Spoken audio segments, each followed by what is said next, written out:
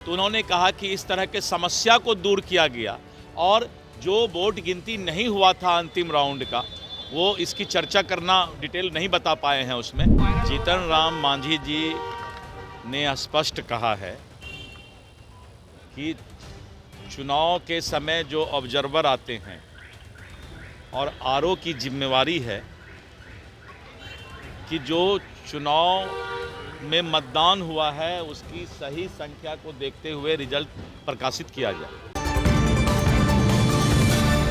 केंद्रीय मंत्री जीतन राम मांझी के द्वारा जो बयान दिया गया कि डीएम के फ़ोन पे चुनाव परिणाम को रोक दिया जाता है, उसको लेके बीजेपी के मंत्री हैं, पूर्व प्रदेश अध्यक्ष हैं दिलीप जायसवाल, उन्होंने साफ तौर पे कहा है और जीतन राम मांझी का बचाव करते हुए उन्होंने कहा है कि परिहार का परिणाम आप लोग देखे होंगे, क्योंकि वहाँ पर 5-6 राउंड में जीत हो रही थी अनीता देवी की, लेकिन बाद में क्या हुआ परिणाम आप लोगों ने देखा।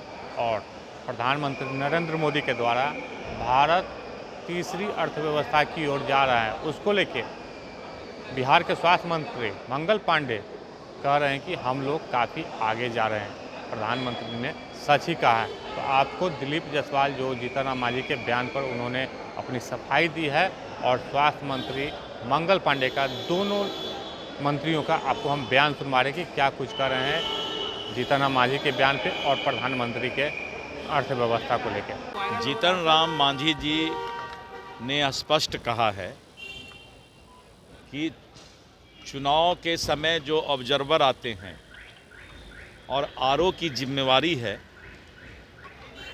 कि जो चुनाव में मतदान हुआ है उसकी सही संख्या को देखते हुए रिजल्ट प्रकाशित किया जाए। लेकिन कभी कभी इस तरह होता है, अभी जैसे सीतामढ़ी परिहार में 18,000 वोट से गायत्री देवी चुनाव जीत रही, अंतिम राउंड में जीत रही थी, फिर भी ऑब्जर्वर ने 6 घंटा तक रोक करके रखा था।